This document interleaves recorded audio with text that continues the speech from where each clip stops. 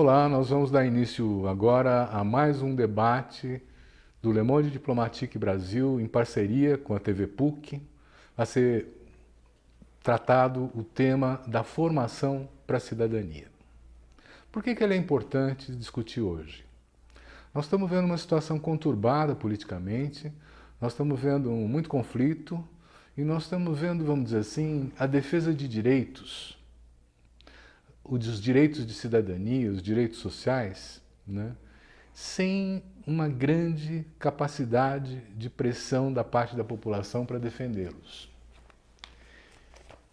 Há muitas pessoas que dizem que houve uma falha nos anos anteriores das organizações que defendem direitos, mesmo dos partidos políticos, no sentido de que não houve um trabalho de formação na sociedade, né, capaz de sensibilizar para a importância dos temas que estão sendo discutidos em torno da questão dos direitos.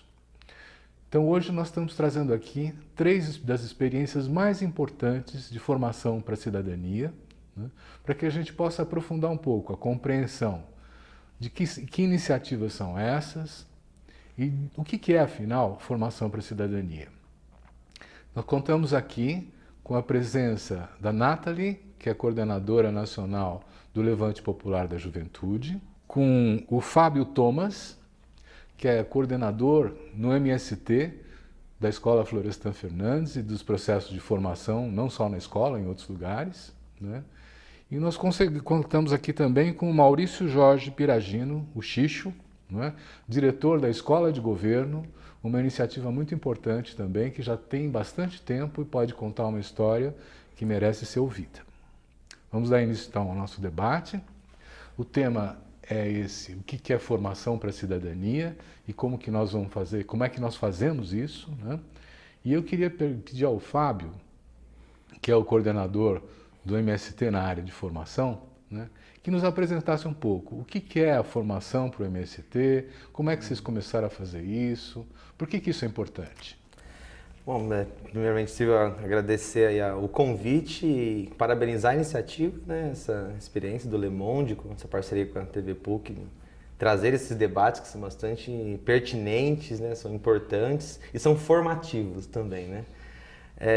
Para nós do Movimento Sem Terra, esse aspecto da formação ele surge desde o princípio do próprio movimento, né? Ele é um dos princípios do MST, né? Então o Movimento Sem Terra, desde as primeiras ocupações, aos primeiros assentamentos, às primeiras cooperativas, em todo o seu processo de territorialização, ele sempre teve a formação política como um elemento central, dado de que é um movimento social, né, que faz uma luta para fazer valer aspectos da Constituição, a luta pela terra, o direito à reforma agrária, e partimos da compreensão de que você não consegue transformar, você não consegue conseguir os direitos se você não compreende a realidade. Então a formação para nós do MST é uma forma de compreender a realidade para transformar essa realidade, né? Então, ao longo desses mais de 30 anos de MST, essa formação ela tem um caráter de base, mas tem um caráter de projeção de militantes, tem um caráter de escolarização, né? Ela assume várias facetas, mas sempre nessa perspectiva de como que a gente dá aos trabalhadores um instrumental para olhar a sua realidade e ver como transformá-la, né? Como você tem que ter um entendimento que não é só de conhecimento. A gente sempre diz que formação não é mesmo que informação, não basta você ter um monte de informações, tem que organizar isso com um senso crítico para poder transformar, para poder questionar, para poder exigir justamente os direitos, né, que nos contextos como os contextos de hoje são cada vez mais aviltados aí por outros interesses. Então, nesse sentido, a formação política ela é parte constituinte do MST e sempre se deu em todo o território nacional, nos diferentes espaços e territórios, né? E a partir de 1997, que começa um grande debate, uma campanha, a gente vai consolidando a proposta de ter um espaço nacional de formação, né? Não para começar a formação, né? Mas nós criamos esse exercício de ter uma escola que centralizasse essas diversidades, experiências formativas e conseguisse dar aí tentar a gente compreender quais são os elementos comuns do que acontece nas diferentes lutas aí por reforma agrária, em todos os espaços onde o MST está organizado, né? Então surge uma iniciativa e através da solidariedade, né, de muitas organizações, um processo bastante coletivo, nós damos início à construção da Escola Nacional Florestan Fernandes, né? Uma construção que se inicia em 2000 e a escola ela inaugura em 2005, no dia 23 de janeiro. Eu falo inaugura assim porque para nós é uma escola em permanente construção, ela nunca está pronta, né? Mas nesses 5 anos era toda fruta de um trabalho voluntário, né? Quem fez os tijolos que construíram as paredes daquele espaço foram os próprios trabalhadores em brigadas de trabalho voluntário, com a solidariedade de companheiros de outras organizações do Brasil e também fora do Brasil. Então a Escola Nacional Florestan Fernandes vai se consolidar com esse espaço que a princípio é um espaço de juntar as experiências de formação do MST e com o tempo ela vai adquirindo um caráter mais amplo, né? Esses processos formativos diferentes que realizamos na escola, eles também abarcam outros movimentos do campo popular brasileiro, outros instrumentos políticos, né? Então sindicatos, partidos também participam desses processos e para além das fronteiras nacionais, né? Então nós temos cursos a nível latino-americano com a presença de diversos países que já vai para 10 anos de experiência, né? Por exemplo. E no último período também o MST vem sendo convocado por outras organizações do mundo afora, pela referência que o MST, como um desses movimentos que luta por direitos, né?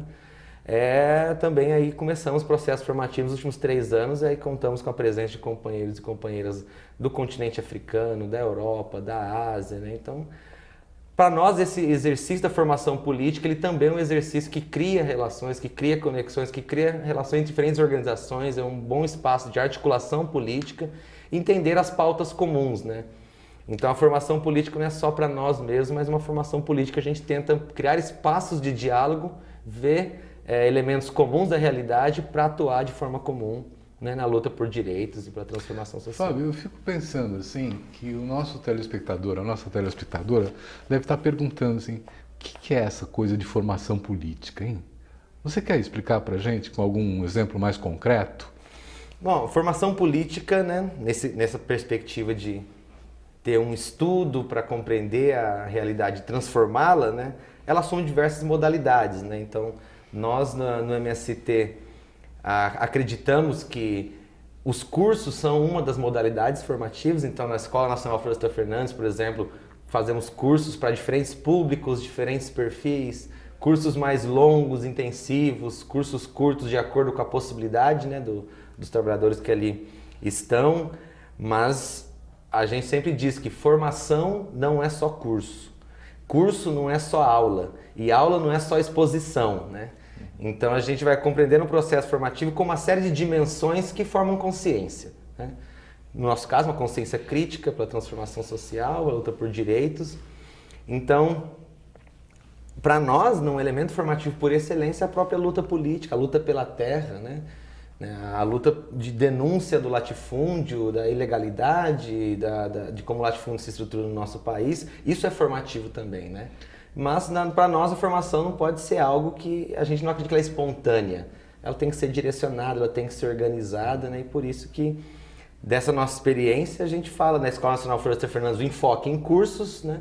Para diferentes países, movimentos, partidos, porém, né, entendendo que a formação ela se dá em outras dimensões, em especial a luta política, o enfrentamento político é muito formativo do ponto de vista da consciência.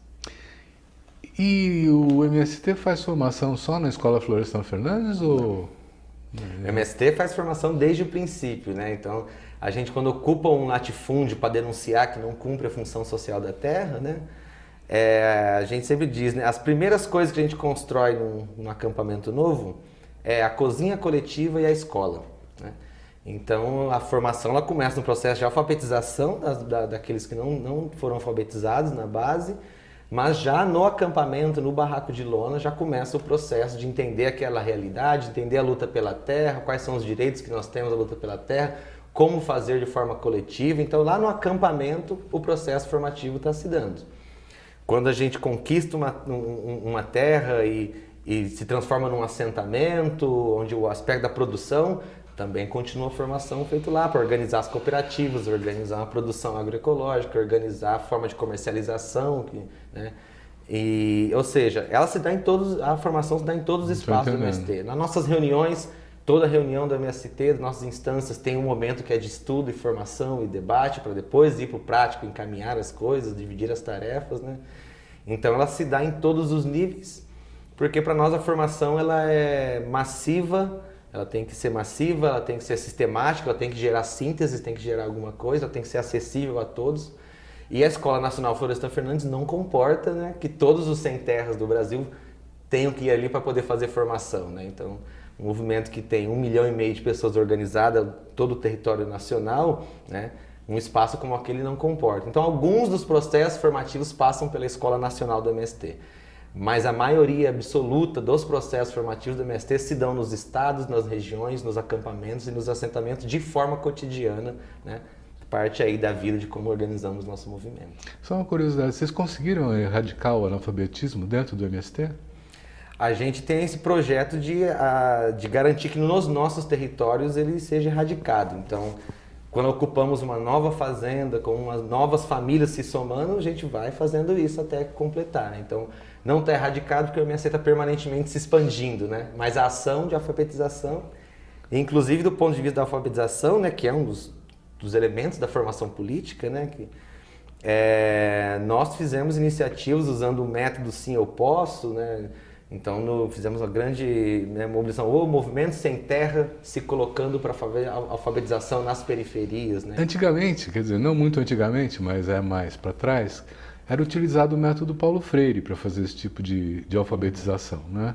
Vocês continuam utilizando o Paulo Freire ou não? Para o processo de alfabetização é o melhor método. O método Sim Eu Posso, né, que é um método que a gente adequa, uma adequação feita do método Paulo Freire para experiências de alfabetização em Cuba e na América Central, adaptada à nossa realidade, e ele é freiriano em essência, né? Então ele parte dessa questão de uma educação dialógica, né, uma construção conjunta entre o educando e o educador, né? E essa perspectiva da educação popular como um todo, né, na qual está o método Paulo Freire, ela é a base bastante da nossa formação política, né? Então todos os processos formativos, também em especial da alfabetização, mas esses todos os outros que eu citei, que se dão no cotidiano, né, o educando ele é um protagonista do processo, ele não é um receptáculo, né, ele tem que construir o conhecimento, porque se ele não participa da construção daquele entendimento, ele não vai assumir para si. Isso falando de luta por direitos, luta política, é muito importante que as pessoas se sintam parte do processo, né? Então, o método Paulo Freire é aplicado em especial nos processos de formação, mas a concepção de educação popular que nós temos, ela é parte constituinte dos processos formativos, né? Então, mais uma vez, né? Formação não é curso, curso não é aula, aula não é exposição, todo mundo sentado escutando alguém falando. Mas já estou entendendo que vocês trabalham com a questão fundiária, a propriedade da terra, a agroecologia. Quer dizer, tem coisas assim que... E para entender a questão da terra, a gente tem que conhecer a história do Brasil, né? E aí não é a história oficial, essa história dos vencedores, mas uma história crítica do Brasil, para compreender o processo, né, da agroecologia, entender como se dão vários processos do avanço do capitalismo. Então tem que entender economia, para entender a apropriação dos bens naturais e dar uma resposta a isso, né? Então, as temáticas que nos são cotidianas puxam o nosso movimento para se desafiar a debater conteúdos como economia, história, filosofia, né? O método de trabalho de base, que é um exercício permanente nosso, e também a teoria da organização, né? Como a gente se organiza como classe para fazer as mudanças que nós queremos, né? Então, começa com questão agrária, mas a gente se conecta a vários outros partes do conhecimento humano acumulado aí e tentamos produzir as nossas sínteses também, que é um exercício bastante gratificante. Muito obrigado, eu acho um ótimo primeiro passo na nossa conversa. Obrigado. Vamos passar então para a Nathalie, porque nós vamos passar do mundo rural provavelmente para o mundo urbano, né? E o Levante Popular da Juventude tem sido uma das iniciativas, um dos movimentos, uma organização que mais estão trabalhando o tema da formação nas periferias das cidades, né? Conta um pouco pra gente, Nathalie, o que é o Levante, que formação é essa, por que vocês se envolveram com isso? Conto, sim, mas antes eu queria agradecer o convite, parabenizar a iniciativa do Le Monde de estar nas redes com vídeos, isso é bem importante, na verdade, aqui nesse cenário, vendo essas capas, eu acho que é parabenizar também as últimas capas do Le Monde, a penúltima que saiu, se não me engano, com aquela imagem falando muito do golpe. Eu acho que foi uma capa histórica da luta contra o golpe da mídia brasileira, assim. Então acho que o jornal tem cumprido um papel fundamental, que a gente tem sentido falta de mais mídias como essa no nosso Brasil. Bom, o Levante é um movimento jovem, e é um movimento de jovens, é um movimento que tem 6 anos, e basicamente se propõe a organizar a juventude onde quer que ela esteja. A gente está em parceria com movimentos da Via Campesina no campo também, mas está basicamente na área urbana, assim, com mais peso. E tanto nas periferias, as quebradas, quanto nas escolas, universidades, a gente se espalha por onde, enfim, a juventude quiser se organizar. E eu acho que é isso o principal ganho do Levante, assim, que a gente simplesmente resolveu organizar a juventude numa época que ainda se colocava muita ideia de que juventude, jovens não estão nem aí para política, só querem, sei lá, internet, sei lá, curtir, e não tem nada a ver com política, não se interessava e tal. Isso foi antes da jornada de junho de 2013, antes desse último período que eu acho que a juventude tem cada vez mais mostrado a sua cara e como se interessa em fazer política, em saber sobre sua realidade, interferir nisso.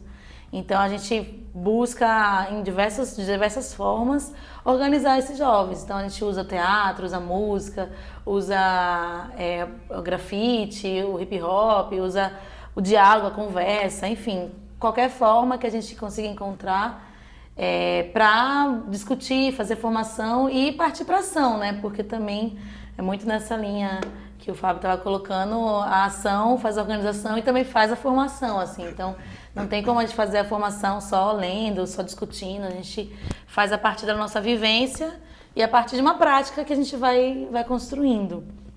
E então, o Levante hoje está com 6 anos. A gente foi um marco na nossa construção, um acampamento no Rio Grande do Sul com 1.500 jovens. Depois a gente fez, 2 anos depois, em São Paulo, um acampamento com 3.000 jovens. E logo nesse processo do golpe, em agosto de 2016, a gente fez o nosso 3º acampamento com 7.000 jovens em BH. E esses espaços também de acampamento são outros espaços fundamentais para a nossa formação, porque eles acontecem em âmbitos nacionais, a gente a cada 2, 3 anos realiza, e também acontece em âmbito estadual, às vezes municipal, local. Então é uma forma de unir a juventude, que é diversa, então vem a galera do campo, da periferia, da universidade, da escola, diversas realidades distintas de um estado ou então de um país, no caso quando a gente fez o acampamento nacional, e se conhece e se sente parte de uma coisa igual, assim. Isso é muito louco, porque sentir parte de algo com alguém tão diferente de você e ao mesmo tempo tão igual, ensina muito, forma muito, assim, faz as pessoas se sentirem, inclusive, mais generosos para a luta, com mais ânimo de mudar a realidade, porque se sente um pouco menos egoísta. Eu acho que essa é uma das coisas importantes que a gente vai aprendendo no movimento, é ser solidário. Então a gente vai, às vezes, fazer luta, se organizar e se dedicar por uma coisa que não necessariamente é o meu tema agora, assim, vamos falar sobre esse assunto que não é algo que necessariamente me ataca primeiro, mas eu aprendo que me ataca de alguma forma, de certa forma sempre vou ser atingida, e eu tô ali pelo meu companheiro da minha organização, e eu sei que alguma hora ele vai estar também junto de mim, assim. Então essa forma de uma juventude fugindo do individualismo, que hoje é muito forte, é muito imposto pra gente, cada um por si, vai seguir seu destino, vai correria aí para sobreviver, mas é muito assim, isolado, cada um tipo, se esse seu problema é só isso, segregando os problemas, individualizando. Então o Levante vai um pouco contra isso, assim, de solidarizar um pouco as lutas e nas formações, assim, conseguindo inclusive colocar o jovem como sujeito. Então, por ser um movimento de jovens, só com jovens, a gente tem que se virar, é nós por nós. Então, a gente está ali 1 ano de movimento, às vezes, já está tendo uma tarefa super importante, que fala, poxa, 1 ano nem sabia disso. Então, é uma formação que tem que ser muito acelerada, porque é muita responsabilidade para pessoas que são jovens na vida, são jovens na militância, estão aprendendo muita coisa. Então a gente tem que ter um processo de formação muito contínuo, mas isso é muito legal, porque a gente vê crescer muito rapidamente a galera que chega, e é muito comum, não costuma falar, principalmente as mulheres, né? Então, tipo, não sabe falar numa reunião, não sabe nem dizer uma opinião e tal. E aí, por ver outros jovens fazendo isso, por ver outras mulheres, por ver outros negros, outros LGBTs, que é algo muito presente no nosso movimento, assim, são pautas que a gente faz muita luta, então, e chama muita juventude nesse sentido. Isso dá uma força também, a pessoa se sente mais capaz, mais com força para também fazer, também falar, é muito de reconhecimento, assim. Então, Nathalie, eu estou entendendo que você está falando, olha, nós trabalhamos o tema da LGBT, nós trabalhamos o tema da discriminação da mulher, nós trabalhamos... O que vocês fazem como formação? Quer dizer, quando você fala assim, fazer um acampamento, tá ótimo, então tem um acampamento. O que acontece lá? Tudo. Então... O Levante faz uma formação muito ampla, assim. Tem os processos mais formais de escola, então temos a Emerson Pacheco, que é uma escola que enfim, dura alguns meses, em média 6 meses, uma vez por mês um encontro de final de semana. É uma formação meio básica para um militante que entra no Levante, assim. E ali é uma formação de entender a realidade, de entender como é que a gente luta, como é que a gente pode mudar essa realidade, a questão da classe, que é algo fundamental para entender esse jovem, que é o jovem da periferia, que a gente organiza, enfim, o jovem do povo. Então é algo fundamental, entender as opressões, machismo, racismo, e tudo isso é um espaço para isso, né? Emerson Pacheco, que é uma escola que a gente deu homenagem ao militante do Levante que foi exterminado, o Emerson, então ela carrega esse nome. E é uma escola que acontece em todos os locais, assim, é espalhado por municípios, não é uma coisa nem estadual, assim, acontece por municípios no Brasil inteiro. E além dessa escola Emerson Pacheco, a gente tem uma escola nacional, que a gente fez inclusive na Florestan Fernandes. A gente é uma escola fundamental, acho, não só para o Levante, mas para toda a esquerda brasileira. É uma formação que é um espaço de formação que acho que não sei como é que a gente estaria hoje se não tivesse esse espaço que agrega toda a esquerda no mundo, assim. Então tem um papel fundamental. E o Levante também frequenta muito lá, a ENF. E a gente fez essa escola nacional lá na ENF, agora vai fazer a próxima etapa esse ano. Então a gente também está desenvolvendo esse processo, que é algo que juntou 5, 6 jovens do Brasil, de cada estado do Brasil, para fazer uma formação mais densa, de 15 dias, mais aprofundada, de alguns temas. Então tem esses 2 espaços mais formais, e tem algumas formações também que a gente faz cotidianamente, tipo como funciona a sociedade, o curso Realidade Brasileira, que inclusive vai começar agora esse final de semana aqui em São Paulo. É um curso importante pra gente, junto com a MST, inclusive, a gente está organizando. Então tem o curso Realidade Brasileira para entender essa realidade que a gente vive. Tem alguns tipos de formação que a gente realiza, que é junto com os movimentos do campo também, que é muito mais voltado para estudantes das universidades vivenciarem uma outra realidade e irem até os assentamentos, acampamentos, que chama estágio interdisciplinar de vivência. É algo bem bacana, dura uns 20 dias mais ou menos, e é uma imersão assim, em outras realidades. Então essas trocas são fundamentais para a nossa formação. E aí a gente se organiza a partir de células. Então cada espaço que a gente identifica, por isso eu falei, a gente organiza onde o jovem estiver. Então a gente está numa escola, está numa quebrada e monta ali uma célula. Essa célula depois pode virar 2, 3 e tal. E é um grupo, né, de 15 em média jovens que vai estar entendendo o seu contexto, a sua realidade local, entendendo o estadual, entendendo o Brasil e o mundo. Então é um espaço de formação acima de tudo, de formação de troca. Então isso é muito importante, assim, não ter essa hierarquia, né? Então não há quem ali que vai trazer o conhecimento e tal. É um espaço de muito diálogo, muita troca. E muito plural, então assim, você vai juntar nesse local quem vive ali ou quem estuda ali, mas são realidades distintas, são pessoas distintas, então por isso essa troca é muito frutífera. E é um espaço também de ação, que é uma coisa fundamental para o Levante, assim, a gente tem essa relação da ação como algo primordial. Então a gente tem que, a partir desse momento de formação, de debate, tal, de compreensão, partir para fazer algo. Pode ser algo às vezes pequeno, então uma célula nova, tá? Sei lá, vamos fazer aqui uma campanha de solidariedade, vamos pintar a praça, vamos fazer uma coisa pequena. Ou pode ser algo maior, vamos fazer aqui, por exemplo, no bairro uma parada LGBT para discutir, porque tem muito extermínio, né, das lésbicas, sei lá, trans, então vamos fazer alguma ação maior. Vai variar muito, é algo muito da iniciativa e da criatividade do que precisa, assim. Isso é muito local, mas... Deixa eu aproveitar essa diferenciação que você faz, célula, escola, universidade. Eu queria primeiro perguntar assim, as células têm alguma assistência do movimento e elas se comunicam entre si ou não? Sim, então cada célula tem, a gente tira 1 ou 2 coordenadores de célula.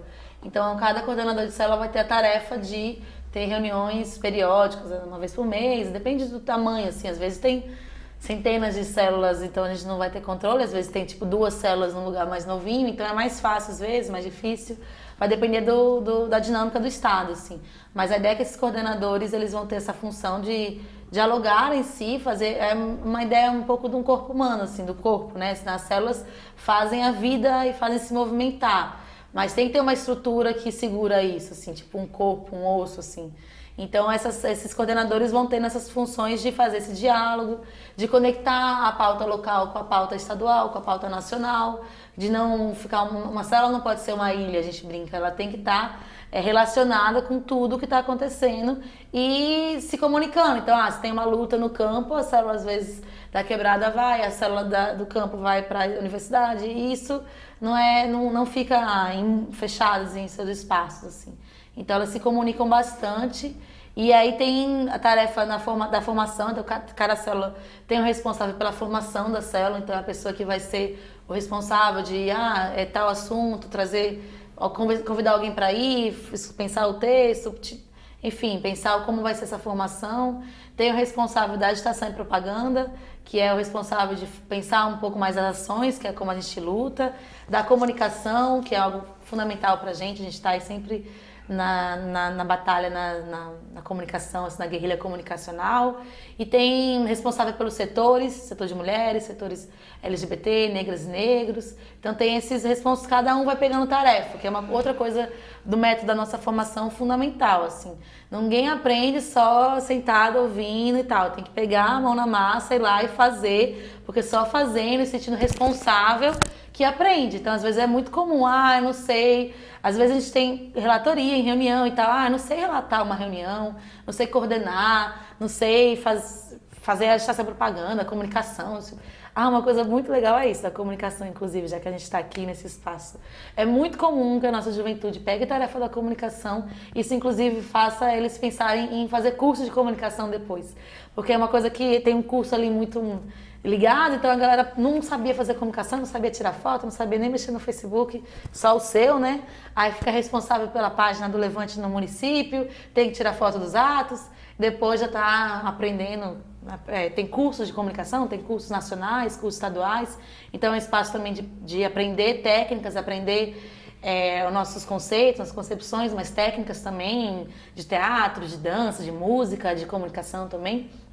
Então a galera aprende e acaba querendo levar isso para a vida e isso ajuda inclusive a pensar a sua profissão, assim. Então, beleza, hein? E me diga uma coisa, você falou, nós atuamos também nas escolas e nas universidades. O que vocês fazem? A gente faz luta. É um método muito parecido, tanto nas quebradas, nas periferias, quanto nas universidades, quanto nas escolas. A gente vai organizar a partir do local. Então, se em uma universidade, por exemplo, a gente tem uma célula só, talvez ali tem vários cursos e a gente vai ter que pensar a realidade desses cursos. Se tem várias células, então vai envolver essa relação com o seu curso específico dessa célula, com o departamento que está inserido. E aí vai fazer luta, tanto por assistência estudantil nas universidades, que é uma coisa fundamental. A gente venceu um processo dos estudantes se inserindo na universidade, mas às vezes estão com dificuldade de permanecer, na maioria das vezes, e agora com o processo do golpe, com os cortes que estão acontecendo, congelamento, isso vai ser cada vez pior. Então faz luta por assistência estudantil, pela permanência, né? Por direitos, às vezes contra a sede de professor, a gente está inserido nos centros acadêmicos, diretórios, na Uni, então a gente faz a luta no movimento estudantil, se relacionando. Nas escolas, às vezes, é fazer uma rádio, fazer um zine. Então é muito variado o método, assim. A gente não consegue restringir, porque a juventude tem um anseio de fazer luta, mas isso não está no molde, assim. Não tem, essa é a forma. A gente abre muito isso para a forma como a juventude ali precisar e sentir de se organizar e de fazer a luta a partir dessas coisas mínimas, da célula, das tarefas, da nossa linha política, das formações que a gente realiza. Então é nesse sentido, assim. Muito bom, obrigado. Vamos agora conhecer um pouco a experiência da escola de governo. Vamos pedir para o Xixo falar disso e eu começo perguntando, Xixo, escola de governo? Nós estamos falando de governos? Nós estamos falando do quê? Então, aí preciso contar a história da escola um pouco, mas em primeiro lugar queria agradecer ao Le Monde, à TV PUC e à PUC, a PUC que voltou a ser o espaço de resistência, como historicamente sempre foi, principalmente nesse momento tão complicado da história brasileira. Bem, a escola de governo, Silvio, ela está já no seu 27º ano, né, de funcionamento. E ela nasceu da ideia do professor Fábio Conder Comparato, de um olhar que ele tinha para aquele momento brasileiro, portanto, há 27 anos atrás, 28 anos atrás, no qual a gente tinha uma Constituição nova que abria a possibilidade da cidadania poder ter uma expressão muito maior do que até então na história brasileira a gente tinha, e no momento do impeachment do Collor, né, em que o Sr. Fábio observava que as pessoas que iam para atuar nos governos, elas não tinham uma visão generalista do que era a sociedade. Não tinham uma visão do que era efetivamente uma democracia, não tinham ideia do que são os valores republicanos, né, e dos direitos humanos. E, portanto, ele, a partir de organização de um seminário, a escola de governo, a gente costuma dizer que ela já foi construída de forma participativa, né? Porque foi a partir de um seminário e com uma pesquisa feita com as pessoas que participaram desse seminário que se criou o modelo da escola, né? A escola ela nunca teve nenhum pré-requisito escolar, portanto era uma escola dirigida para qualquer pessoa, né? Mas inicialmente com a ideia das pessoas que iriam para o governo. Por isso que ela recebeu esse nome e a proposta acabou acabou crescendo e, portanto, no percurso ficou muito difícil de mudar o nome da escola, né? Porque todo mundo conhece como escola de governo, é um problema que a gente tem até hoje, né? Porque efetivamente é uma escola de cidadania, né? Uhum. E a escola, então, ela começou a trabalhar fazendo formação para qualquer pessoa que tinha a intenção de ir para o governo, inicialmente, e tanto que o curso estrutural da escola que era oferecido é um curso chamado Formação de Governantes, né? Com o passar dos anos, o professor Fábio, com a ajuda da professora Maria Vitória Benevides, do professor Claudineu de Mello, né, eles foram percebendo que era importante ampliar essa formação para que qualquer cidadão possa estar tendo essa formação básica para poder ter uma cidadania ativa democrática, né? Então a escola de governo, muitas vezes, eu assisti isso algumas vezes, no primeiro dia de aula, o professor Fábio perguntando para os alunos por que estavam lá, e sempre tinha aquele que levantava a mão e falava: eu vim aqui para aumentar os meus conhecimentos. Ele falava: você está no lugar errado, nós não queremos aumentar o conhecimento de ninguém, queremos ação política, né? Então a escola, na verdade, ela é um instrumento só para que as pessoas saibam como fazer ação política, objetivando sempre a cidadania ativa democrática. E a ideia da escola, ela se pautou, então, portanto, né, o contorno da escola, dos valores que a gente quer que os alunos absorvam e sejam militantes disso, são 5, né? São 5 pilares da escola de governo, que é a democracia participativa, né? Porque a Constituição brasileira, no seu parágrafo único do primeiro artigo, fala da participação direta do cidadão, e isso existe uma descompensação disso na sociedade brasileira, né? Então a gente quer fortalecer a democracia participativa para que ela equilibre se equilibre com a democracia representativa.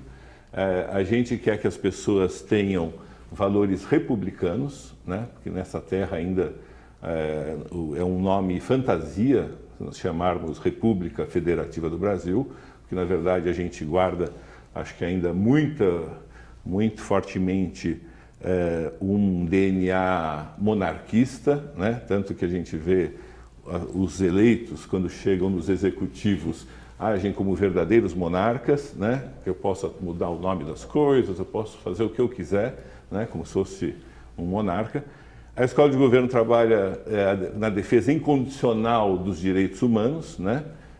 Para esse enfrentamento tão necessário, né? Os direitos humanos é um pacto civilizatório, é um pacto para onde a gente deve caminhar como civilização, né? Para enfrentar a barbárie que o mundo ainda está cheio, né? A gente também trabalha com a ideia do desenvolvimento, né? Diferenciando o que é desenvolvimento, não só no sentido que o mercado coloca, o país vai bem se o PIB aumenta, né? Eu gosto sempre de lembrar do professor Ladislau Dauber, que fala, o acidente que teve ali aumentou o PIB, né? Então, quer dizer, a tragédia também aumenta o PIB. Então, essa ideia só de crescimento econômico é uma ideia equivocada. A gente tem que trabalhar com a ideia de desenvolvimento, que é uma outra coisa, que é dar acesso para todas as pessoas, pelo menos as mesmas oportunidades, né? Permeando a democracia participativa, os valores republicanos, os direitos humanos, o desenvolvimento, a ética na política, né? E ética como um valor fundamental e que precisa ser bastante enfrentado, porque no Brasil a gente vive uma grande hipocrisia nacional de que a gente gosta muito de apontar o dedo para os outros e não tem espelho em casa para ver o que anda fazendo, né?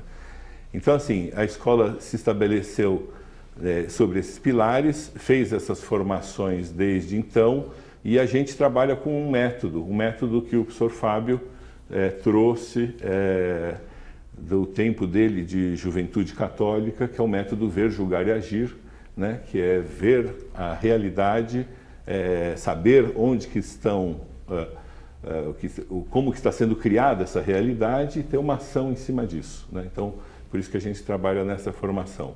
E fazer uma formação generalista, Silvio, né?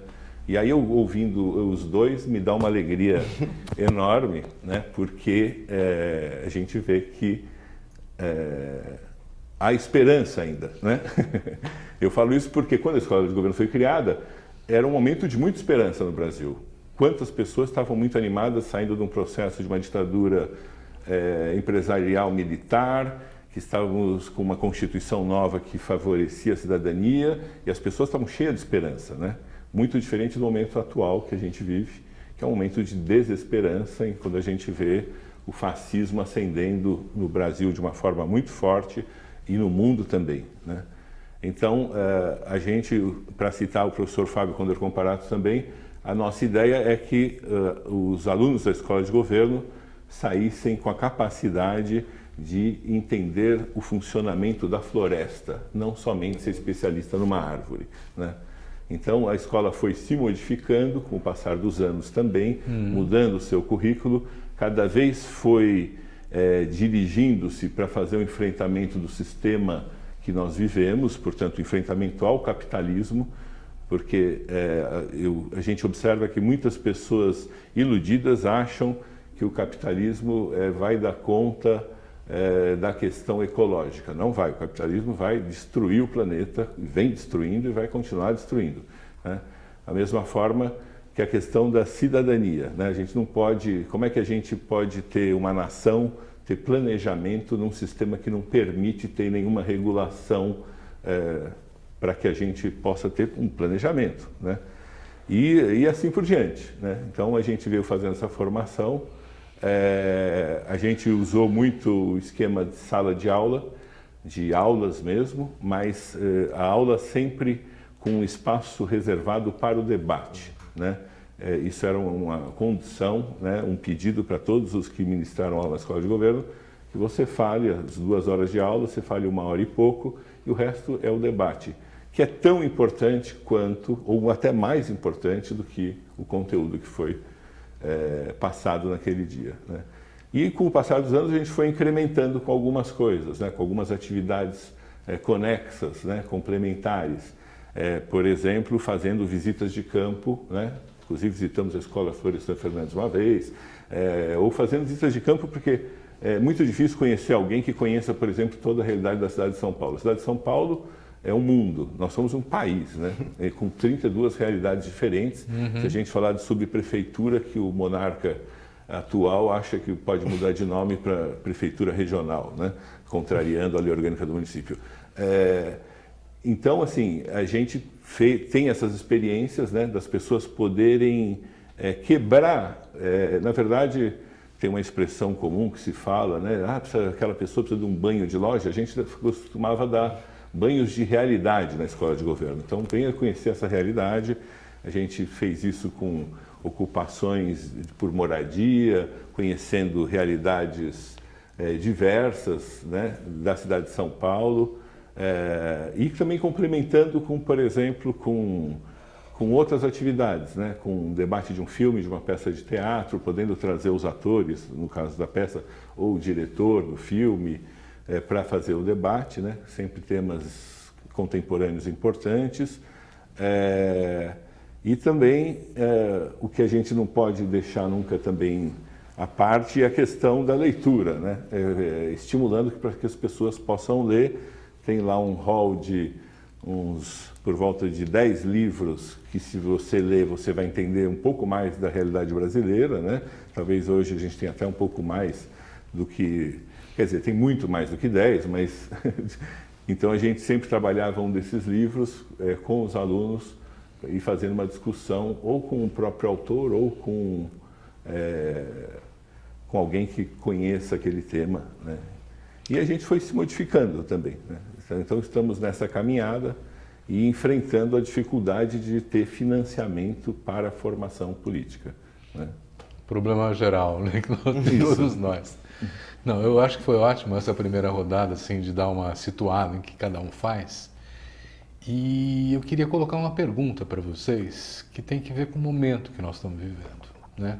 Um momento de polarização, um momento de radicalização, um momento de uma ascensão do autoritarismo. A gente não sabe aonde vai dar tudo isso, né? Mas evidentemente os limites disso estão dados inclusive pela capacidade de resistência da nossa sociedade, né? Veja, por exemplo, 100 mil professores municipais que se concentraram na Câmara Municipal de São Paulo para impedir a votação de uma previdência que ia prejudicá-los. Esse projeto foi paralisado. Eles jogaram para o próximo governo porque ninguém quer mexer em casa de vespa em ano de eleição, né? Então, eu estou pensando assim, esse cenário é um cenário difícil, vai se tornar um pouco mais difícil, né?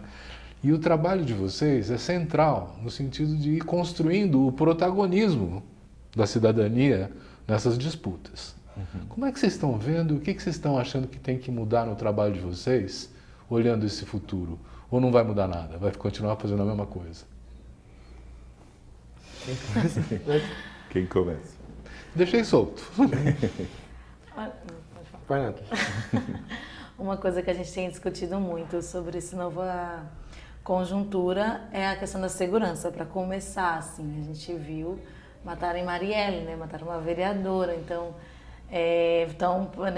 vão prender o Lula, né? Então, assim, tá colocado que não há mais limites, assim, já sempre houve poucos limites. A gente acho que sempre não pôde confiar plenamente nas instituições democráticas brasileiras. Então, assim, o extermínio da juventude existe há dezenas de anos, né? Assim, desde que acho que existe o Brasil. Então, assim, a gente vivencia essa questão das instituições há muito tempo já, e existe mais confiança já há muito tempo.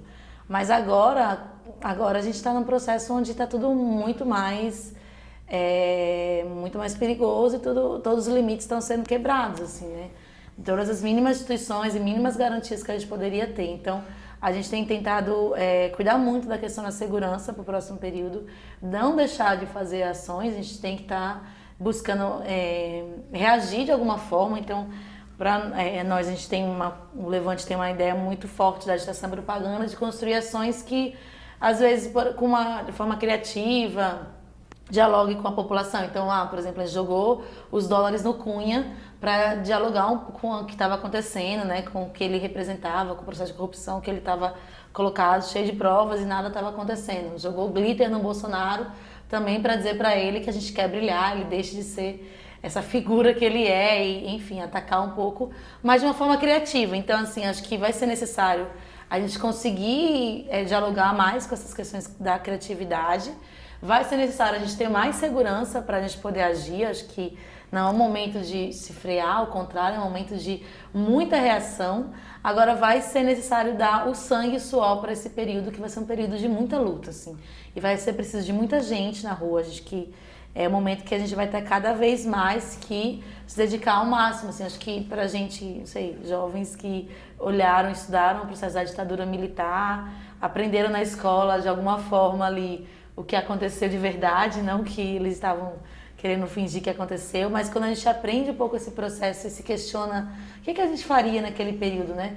Eu acho que esse momento agora para nós, jovens, é muito assim, o que a gente vai fazer, né? A gente não vai poder... Esse ano não vai ser um ano normal como foi todos os outros, vai ser um ano que, para quem tem o mínimo de interesse e de amor pelo Brasil e pelo seu povo, vai ser um ano de total dedicação, assim, de conseguir colocar o máximo de gente na rua e de entender que, assim, é um momento de acirramento da luta, assim, então não dá pra gente se recuar e nem dá pra gente ficar em casa, nem ficar no Facebook, não é essa hora, é hora de ir pra rua e pra luta, assim. Acho que o que a gente tem que fazer é mais formação nesse sentido da própria palavra, né? De definir a forma da ação. Nós temos que vincular um processo de entendimento do que está acontecendo, né? Creio que em especial esse processo, né, de ampliação da barbárie, que é o que está acontecendo, né, no último período, né? Barbárie política, econômica, social, em todas as dimensões que podemos imaginar, mas que isso se transforma em ação, né? Isso passa por uma análise muito concreta da realidade, que os processos históricos eles não são unicausais, né? Não é? Então a gente não pode ter uma leitura na qual, né, existe o grande inimigo que nos atacou e pobrezinhos de nós, não cometemos nenhum equívoco, né? E por outro lado também não nos vitimizarmos, né, ao ponto de chegar à imobilidade, não ficar, né, se flagelando com os processos históricos, né? Então acho que esse é um balanço que projeta para a ação, que é a formação política tem que avançar sobre esses temas, né? E se nós estamos falando de ação, creio que pelos elementos que a Nathalie trouxe desse nível de enfrentamento, né, que a gente fala polarização, né, ela é resultado de um nível de embate e enfrentamento de interesses, né, que estão mais explícitos hoje em dia. Mas que essa ação, ela tem que ser uma ação coletiva, então a formação política tem que tratar cada vez mais e melhor do aspecto da unidade, né? Então esse conjunto de esforços, porque é engraçado que às vezes a gente escuta assim, que não teve formação, né? Não teve formação de um período. Nós trabalhamos um montão, né? Estamos aqui 3 experiências, não pararam de fazer formação. A formação ela segue acontecendo, né? Então, assim, algumas estratégias políticas, organizações abandonaram de fato a formação, mas isso não significa que não tem formação, né? Inclusive, muitas das contradições desse processo que ajudou a formar muita gente, né? Então, mas assim, esse conjunto de atividades, elas precisam confluir. Então, acho que esse tema da unidade, ele é fundamental, né? Mas a unidade não é o impor o meu programa, o meu projeto, dizer, vem comigo que é isso, né?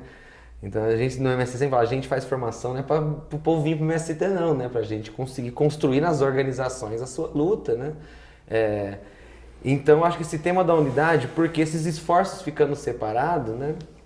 Eles não conseguem ter o impacto que esse contexto nos exige, né?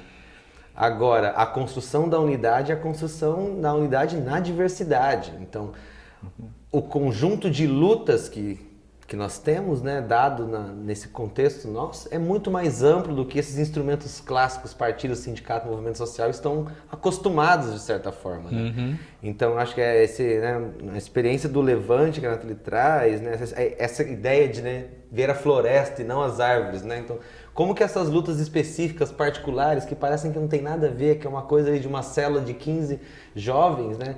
Como isso se conecta a um contexto mais amplo, né? Como que isso não é impor uma forma de ver ou não ver as estratégias, né?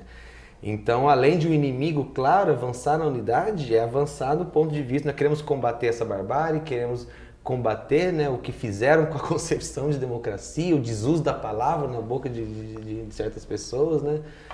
Mas nós queremos também projetar algo, né? Então, a gente vai conseguir avançar não só dizendo o que a gente é contra, mas a gente conseguindo o que a gente é a favor também, né? Isso se faz com várias mãos, com vários esforços, né? Então, os 30 anos do MST nesse contexto tem, né, o mesmo peso dos 6 anos do Levante, né? E olha só quantos, né, mais 2 décadas de processo, isso tudo tem um peso que se soma. Então, eu acho que esse desafio da unidade para a formação política, né? E é isso, a formação ela é forma e conteúdo, articular bastante isso, né? Talvez não se deixou de fazer formação tanto, mas a modalidade ou a forma de fazê-lo, né, já não responde diretamente ao perfil de alguns públicos. Né? E isso é avançar contra a setorização das lutas. Né?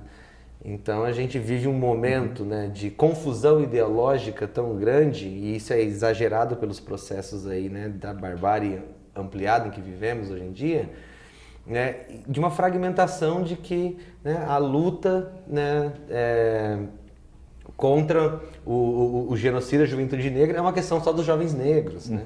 A luta contra, né, toda essa dimensão patriarcal da nossa sociedade é uma só das mulheres. A luta pela reforma agrária deixa que sem terras fazem, é só deles. Né? Quando a gente começa a entender, no sentido do que a Nada trouxe, né, que a minha luta é a luta do outro, por isso que a dele também é minha, né? E que a solidariedade se constrói numa ação prática de estar à disposição para lutar, porque isso tem a ver, né? Porque tem o extermínio da juventude negra se dá no campo também, de certa forma, porque o patriarcado exerce dentro dos assentamentos, nos acampamentos, isso está colocado como problemas também. Então acho que isso de a gente avançar, né? Enfrentar de cara, sem meias palavras, toda essa onda pós-moderna de fragmentação da consciência e das identidades, e reafirmar a classe como algo que unifica, mas num novo patamar de qualidade, que unifica na diversidade. E aí se faz, acho que, uma ação política à altura desse momento, para conseguir ou não derrubar. Você quer dizer uma coisa, Xixo? Eu queria só chamar a atenção, né, porque o Brasil não tem histórico democrático, né? E a importância da formação é exatamente essa, né, no nosso entendimento. Acho que até na Escola de Governo nós estávamos conversando que se naquele momento lá do início da escola a gente precisava de uma escola para as pessoas irem para o governo e depois para a cidadania, hoje a gente precisa de uma escola de democracia, né? Porque as pessoas acham que muita democracia é ruim, né? A elite brasileira trabalha com essa ideia, por isso que é esse cerceamento e por isso que novamente estamos num estado de exceção vivendo no Brasil. Então, a falta desse histórico democrático, né?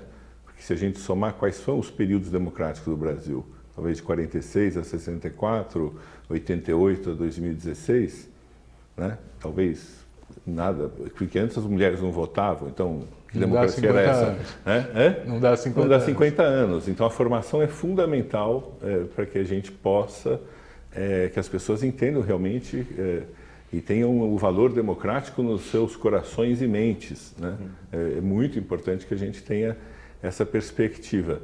E nessa conjuntura, eu acho que ele falou da história de que faltou formação, né? Eu escutei muito isso, e isso me doeu muito ouvir, né? Porque faltou também apoio à formação. Claro. E a gente sofreu muito com isso. O trabalho na Escola de Governo é praticamente um trabalho voluntário, né? E que chega a momentos de limite. em que a gente não consegue mais ter ação porque falta apoio. Por quê? Porque como é que quando a gente escuta de possíveis apoiadores, mas como é que a gente vai medir o resultado desse trabalho? Bem, formação é a ideia de uma coisa constante que vai ter que continuar sempre. Então, o resultado é um pouco, a gente fala, olha, tem ex-aluno da escola de governo em muitas praias, muitos lugares, e que fazem alguma ação política, se desdobram, estão fazendo, né? Então, mas isso parece que ainda não caiu essa ficha dessa importância da gente efetivamente fazer essa formação tão necessária para as pessoas entenderem que é muito diferente viver sob um regime democrático e viver num regime autoritário, né? Porque as pessoas, enquanto não bate no umbigo a água, está tudo bem, né? Bateu no umbigo, opa, agora estou preocupado. Então, eu acho que é um pouco fundamental que a gente possa ter formas que dialoguem, inclusive, com as novas tecnologias, para que possa alcançar um número maior de pessoas e que as pessoas minimamente saibam, quando falar de reforma da Previdência, do que nós estamos falando, para não caírem no ledo engano do que foi pregado pelo Brasil, que é um déficit na Previdência e que nunca houve, se você ler a Constituição brasileira. Né? Obrigado. Nós estamos chegando ao final do nosso programa, mas eu não queria terminar o programa sem trazer para vocês um elemento novo que está surgindo nos Estados Unidos, né? Que é um movimento político criado na sociedade civil, né? Parecido com o que vocês estão fazendo, é uma questão que também é uma questão global, essa que nós estamos vivendo. A campanha daquele candidato democrata, o Bernie Sanders, um socialista, né, que disputou com a Hillary Clinton, engajou a juventude americana de uma maneira impressionante, né? E eles conseguiram quase ganhar dentro do Partido Democrata. Poderia ter sido um outro cenário mundial, se isso acontecesse, graças à mobilização da juventude lá. Quando acabou a campanha, né, eles se colocaram a questão assim, e o que nós fazemos para dar um espaço para essa juventude que se engajou continuar militando na política, na defesa da democracia, né? Eles criaram um movimento Our Revolution, Nossa Revolução, não é? Em um ano, esse movimento conseguiu construir 600 comitês locais e está disputando desde a eleição de uma diretora de escola, que lá é eleita, né, até os pequenos cargos do Partido Democrata, que não tem outra opção para eles lá, é só democrata e republicano, né? E mesmo apoiando o que seriam os vereadores lá, a eleição, já conseguiram mais de 100 candidatos eleitos com o apoio do Our Revolution, com uma plataforma que era a plataforma de defesa deles. Eles querem, por exemplo, dobrar o salário mínimo, eles querem educação pública gratuita universal, né? Quer dizer, que são coisas que estão empolgando a juventude. E parabéns para vocês que estão também fazendo todos esses esforços aqui no Brasil, né? Eu quero então agradecer muito a presença da Nathalie, coordenadora do Levante Popular da Juventude, o Fábio, coordenador do MST na área de formação, e o Xixo, diretor da Escola de Governo. Muito obrigado. Continuamos com debates nos próximos capítulos.